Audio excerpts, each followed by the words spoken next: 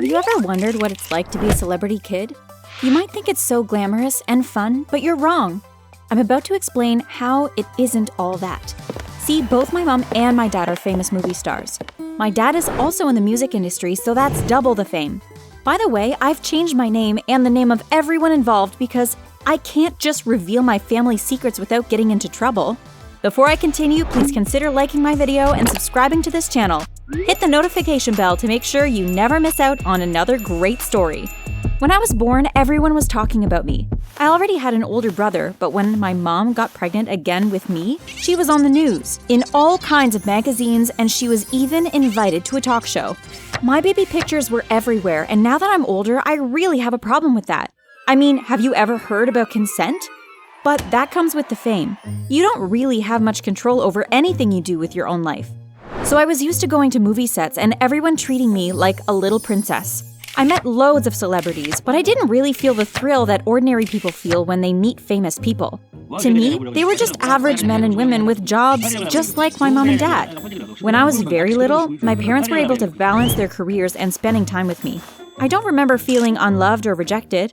My dad would always tickle me, tell me jokes, and spin me around the room. My mom did typical mom things like play dolls with me and show me how to bake cakes. I started to feel them growing distant from me when I was about 5 years old. Natasha, honey, we're hiring a nice nanny to take care of you and your brother. Her name is Christina, and she's really nice. What's a nanny? Why do I need someone to take care of me? Where will you be? Well, Mommy and I got some more great deals and we'll have to be on set almost all day. We can't stay at home with you anymore. I never went to regular school because my parents thought it would be better for me to be homeschooled instead of dealing with the paparazzi and all that drama. I always had at least one parent home with me, but this whole nanny idea was totally new to me. Anyway, the next day, Christina came into our lives. She was a tall, beautiful Latin American woman. And from the very beginning, I was fascinated with her language. Hola, muñeca, you are the most adorable little girl in the whole world. We're gonna be such great friends. Her nickname for me was Muñeca, which meant doll. We developed an unbreakable bond from the beginning. My brother Patrick didn't really care about who was home with him or who wasn't. He spent most of his time in his room playing video games anyway.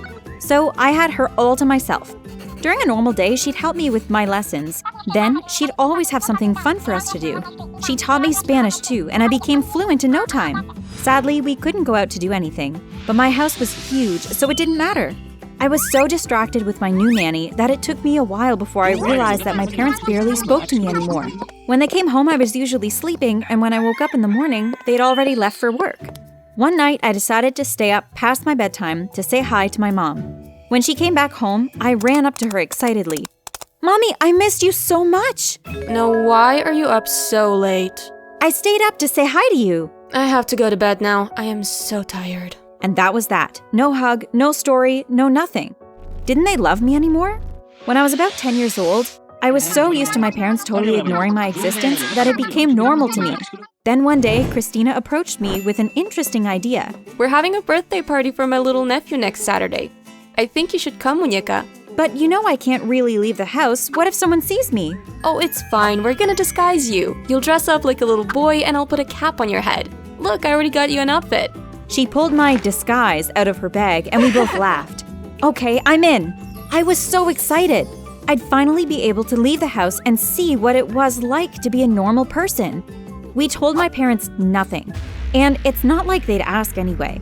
We told my brother we were going to the supermarket, and he just shrugged and went back to his game. Patrick wouldn't care about anything if you paid him to. And just like that, we were off. Christina's neighborhood was about an hour away. We took a taxi there, and when we got off, I looked around. The place was definitely different from where I lived. For one, the houses were a lot smaller. She let me change into ordinary clothes when we got to her house because everyone already knew who I was. They knew who Christina was babysitting for. Her whole family was there. Sisters, brothers, uncles, aunts, old people, kids, and everyone was so happy. There was laughter everywhere and I instantly felt at home. I was even happier that they didn't make a big fuss over me. I felt ordinary and not like some celebrity's kid. For the first time in forever, I played with kids, filled my tummy with candy, and danced away. Then I looked around and became extremely sad. All over there were parents talking to their kids, hugging them, joking with them, and just having fun. I looked at them and realized I didn't have that anymore. And suddenly, I just broke down into tears. No one could make me feel better, so Christina put the disguise back on me and took me home. Why are you crying so much, darling? My parents don't care about me. All they care about is their movies and their music. I wish I could live in your neighborhood instead. Oh, they're just busy, that's all. I'm sure they still love you and care about you. Now come, let's watch your favorite movie. It'll all be okay. As I grew, I got really bored at home and begged my parents to let me go to school. They didn't spend much time talking to me about it, and they asked Christina to find a safe private school. It seemed like my education didn't matter much to them either. So when I was 14, I went to a school for the first time. It was great to be around other people my age, and my teachers explained to my classmates that they couldn't take pictures and stuff like that for legal purposes. I didn't have to work very hard to become popular. Everyone wanted to be my friend simply because of who my parents were. It was ironic, though, because these same parents treated me like I didn't exist. Well, sometimes they'd come home with lots of gifts, expensive jewelry and clothes, so I think they wanted me to know they cared even though they had no time to talk to me. Sometimes we'd fly away on our private jet for very short vacations, and other times, they'd let me and Christina go on our own. If we felt like having dinner in Paris or breakfast in Italy, they'd let us. But apart from that, I was practically raising myself. I had friends, money, popularity, but I didn't have what I wanted the most. I sat on my bed all moody one night, trying to brainstorm ideas. How could I get my parents to notice me, to actually want to spend time with me? I could destroy the house and become a really problematic kid, but would they even notice? And that would just be more work for Christina. What was I going to do? Then I got an idea. Aha! I'll just become famous too. I sent my dad a text message because he wasn't home. Maybe he'd read it. I hoped he would. Dad, can you arrange a meeting for me with your manager? I want to talk to him about something. The next morning, he woke me up and told me I could come to the office with him. I won't go into all the details, but the guy was pretty receptive towards my idea. I wanted my own show. So, you want to follow in your parents' footsteps, huh? Yes, that's exactly what it is. Well, fine. You'll have to take a few acting lessons, but I think you've got the acting genes. Consider it a deal. I couldn't believe it was that easy.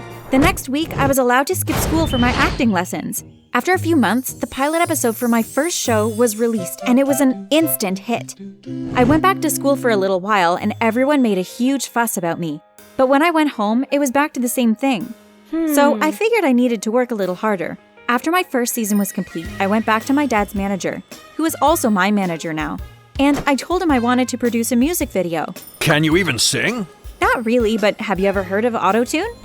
Okay, fine. You can work on that before we get started on your next season. Good job, by the way. I think you're doing great. Before I knew it, I was a sensation. I had millions of views on YouTube, and almost everyone knew my name.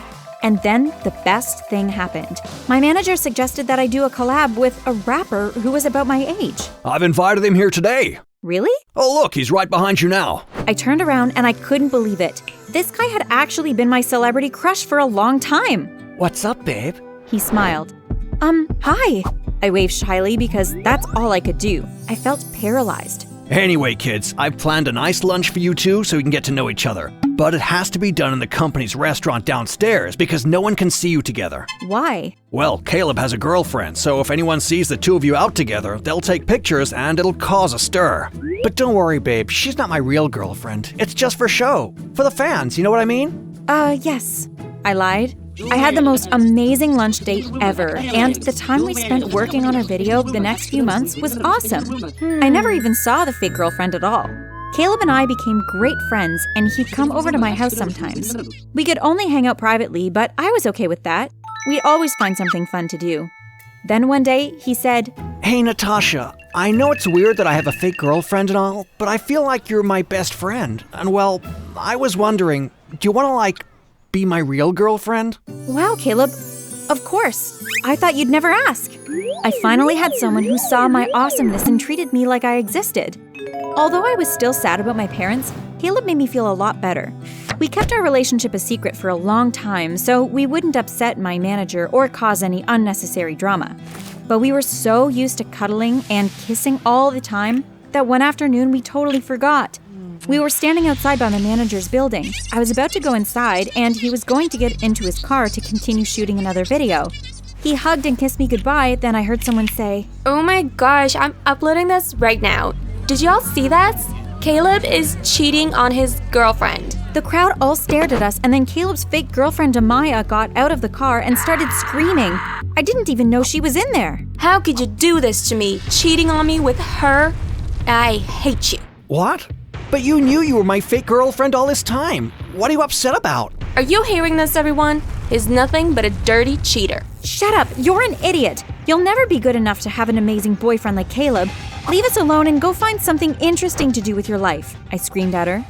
At that point, almost everyone from that building had come downstairs to see what was going on, including my parents. Darling, please stop. You're creating a scene. Do you realize that this is the first time you've spoken to me in years? You're the most horrible parents in the universe. All you care about is your career. You treat me like I don't exist. Honey, what? Oh no, I didn't know you felt that way. How could you know if you never bothered to talk to me? And all you people listening along, because I know this is being recorded. Don't you ever for a second think that it's fun being a celebrity or a celebrity's kid. It's awful. Our manager came down and asked us to all calm down. We went inside and Caleb called another driver for his fake girlfriend. Well, fake ex-girlfriend now. He left too, and I was alone with my parents for the first time in a long time. My mom actually started crying because she didn't realize that her actions had such a negative impact on me. They said sorry, and we all decided to take the rest of the day off to go home. The video of all that drama was online by the time we got back, but a few $1,000s got it erased from all platforms. My parents are much nicer to me now, and my relationship is great.